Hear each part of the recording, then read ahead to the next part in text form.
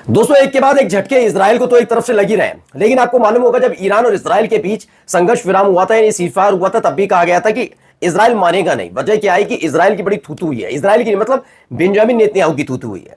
कोई भी व्यक्ति जो होता है ना, वो इस स्तर पर तो मान जाता है कि दुनिया उस पर उसकी बेइज्जती कर रही है, लताड़ रही है, लेकिन जब वो अपने ही घर में लताड़ खाने लगता है तो उसकी दिक्कतें बढ़ जाती हैं। कुछ ऐसा ही बेंजामिन नेतन्याहू के साथ है।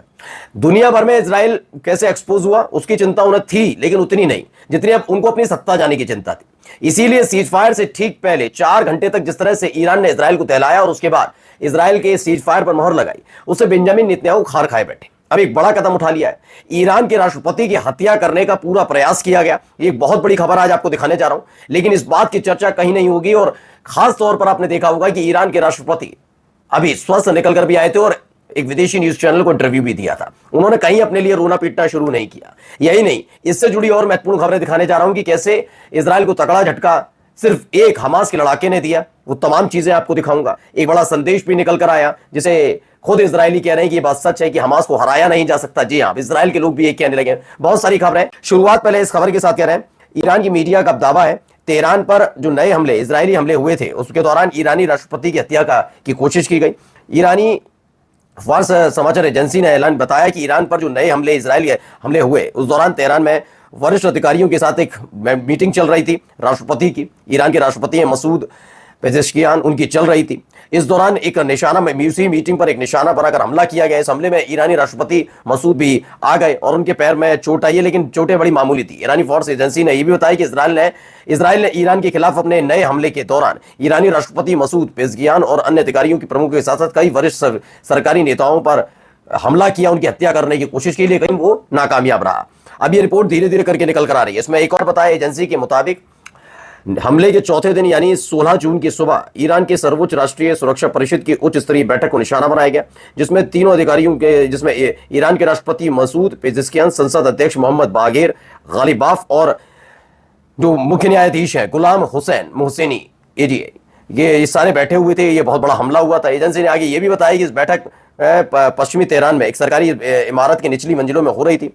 तभी इमारत के एंट्री में दोनों तरफ से निशाना बनाकर 6 गोले दागे गए और मिसाइलों से हमला किया गया ताकि कोई भाग ना सके इस मीटिंग को छोड़कर। वेंटिलेशन भी बंद किया जा सके। लेबनानी हिजबुल्लाह के पूर्व महासचिव हसन नसरल्लाह की हत्या के जिस तरह से की गई थी उसी तरीके का इस्तेमाल यहां पर किया गया था, लेकिन यहां पर असफल रहा इजराइल और इनकी जान बच गई। लेकिन अब ये देखिए कितना बड़ा युद्ध होने जा रहा है। सोच सोचिएगा, ये हमले लगातार किए गए। तो अब आइए कुछ खबरें आपको दिखाता पहले चल रहा हूं। इस वीडियो को जरा देखिए पहले। देखिए, इसमें आपको एक नजर आएगा टैंक।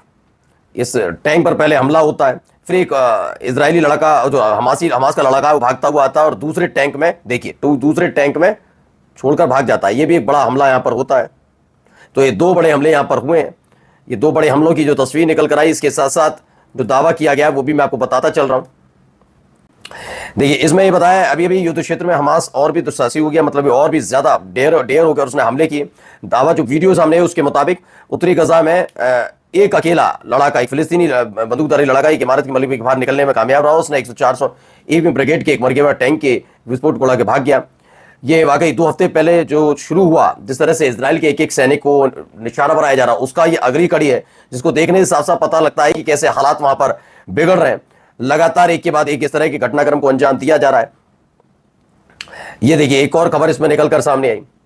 इसमें बताया दक्षिणी गजा पट्टी के खान यूनुस में जो लड़ाके हैं उनमें और इजराइल की सेना के बीच लगातार संघर्ष चल रहा। अल कुद्स ब्रिगेड की तरफ से बताया गया, युद्ध क्षेत्र से लौटने के बाद हमारे लड़ाकों ने 8/7/2025 को यानी कि 8 जुलाई को खान यूनिस शहर के उत्तर पूर्व में अबू हतफ इलाके में कसूफिम आपूर्ति मार्ग के पहले लगाई विस्फोट किया गया, जिससे पूरा का पूरा जो था 26 लोगों की जो मौत हुई थी उसका जिक्र किया है। फ्रांस प्रेस ने भी बताया कि फिलिस्तीनी स्रोतों के प्रेस बताया कि हमास प्रतिनिधिमंडल प्रस्तुत किए गए इजरायली मानचित्रों को स्वीकार नहीं करता और गजा के लगभग आधे हिस्सों पर फिर से कब्जा प्रदान करने की वैधता प्रदान करता है। ये तमाम चीजें खबर निकलकर सामने आई हैं। चलिए अगली कुछ और खबरें मैं आपको दिखाता चल रहा हूं क्या क्या हो रहा है। देखिए, ये कुछ खबरें निकल कर आई हैं। पहले गजा पट्टी में क्या है वो देख लीजिए। ये आग लगी हुई है।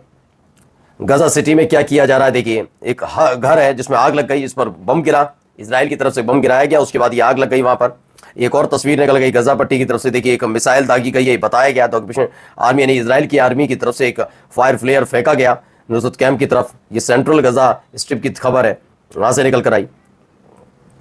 आइए एक और खबर मैं आपको दिखाता हूं। देखिए इसमें एक बताया गया खबर में, महत्वपूर्ण खबर है, जो इजराइल की सरकार है वो कर क्या रही है। सब जानते हैं कि अल-अक्सा मस्जिद कितनी ज्यादा जरूरी और कितनी महत्वपूर्ण है फिलिस्तीनियों के लिए। अब उसका इस्तेमाल कैसे किया जा रहा है कब्जा करने के लिए, आप समझिए। पिछले कुछ दिनों से आप लगातार कुछ तस्वीरें देख रहे होंगे। अभी एक सैनिक जिसकी मौत भी हो गई गजा के हमले में, हमास के हमले में गजा में, उसका भी दिखाया था। वो एक वेडिंग सेरेमनी में गया था और वो अल-अक्सा मस्जिद के सामने खड़ा था। यानी क्या हो रहा है कि अब फिलिस्तीन में जो इस्लामी पवित्र स्थल है उन पर बसने वालों की उपस्थिति को प्रदर्शित करने के लिए एक नया तरीके से उसे डाइवर्ट किया जा रहा है। मतलब पवित्र स्थानों को एक सेलिब्रेशन का प्लेस बना दिया जा रहा है, जिससे वो आस्था का प्रतीक न रह पाए। अल-अक्सा मस्जिद के जो परिसर है वहां कड़ी सुरक्षा व्यवस्था और अरब और अंतर्राष्ट्रीय चुप्पी के बीच लगातार वहां पर वेडिंग सेरेमनी हो रही है। ये के उल्लंघन केवल अल-अक्सा तक सीमित नहीं बल्कि हेब्रोन की इब्राहिम मस्जिद तक भी फैल गया है, जहां कुछ ही दिन पहले एक शोरगुल भरे मतलब विवाह समारोह हुआ, नाच गाना हुआ, क्या कुछ किया जाता है इसराइलियों की तरफ से वो सब हुआ, जबकि फिलिस्तीनियों का उस इलाके में आना मना है एक मस्जिद के अंदर। ये लगातार वहां पर इस तरीके से किया जा रहा है जिससे इन्हें अपवित्र किया जाए, इस फिलिस्तीनियों की जो आस्था है उसे ज्यादा से ज्यादा चोट पहुंचाई जाए। ये सारी चीजें बताई जा रही हैं, दिखाई जा रही हैं कैसे ये चोट पहुंचाने की कोशिश कर रहे हैं, खासतौर पर तब जब ये अब सीज फायर का समय पास आ रहा है।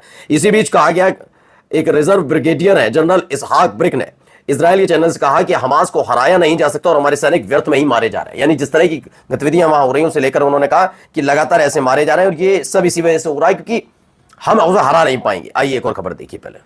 الموقف متوتر جدا الآن في المنطقة.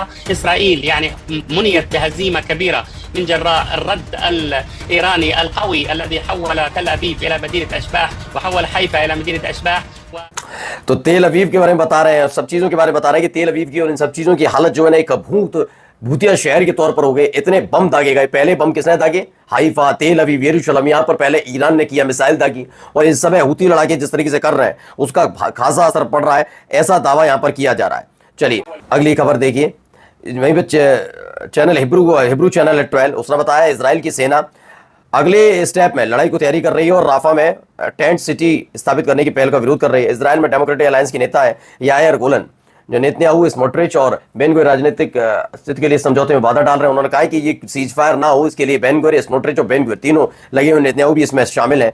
वहीं इजरायली चैनल 14 ने नेतन्याहू के करीबी के हवाले से खबर बताई है, अगर ये सीज फायर की बात आगे बढ़ती है तो स्मोट्रिच सरकार नहीं छोड़ेंगे, यानी कि वहां पर एक बड़ा बगावत भी हो सकती है, इसको लेकर खबर है।